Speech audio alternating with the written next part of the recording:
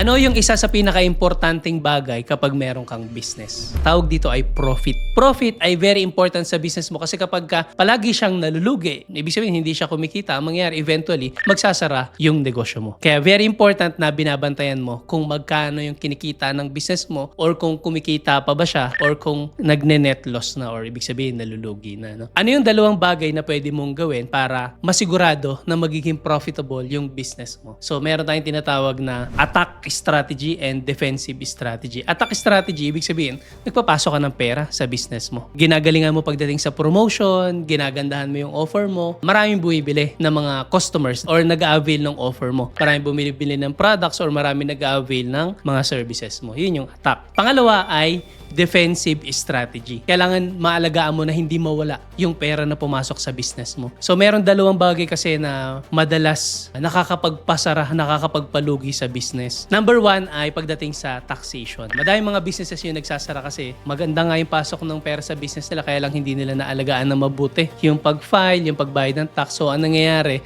Malaking portion ng kinikita nila, binabayad lang nila sa mga penalties. Tapos pangalawa ay legalities. So syempre bukod sa BIR, marami ka pang kailangan na compliance na kailangan gawin. Pwedeng sa SEC, sa DTI, depende sa registration mo, sa munisipyo, and sa FDA or kung ano-ano pa mga government regulations. Yun, very important na compliant ka doon para to make sure hindi basta-basta magsasara yung business mo dahil lang doon sa mga technicalities or compliance sa government. So, yun yung attack strategy and defensive strategy. Kapag nagawa mo yan, masisigurado natin no, na mag-i-stay profitable yung business natin.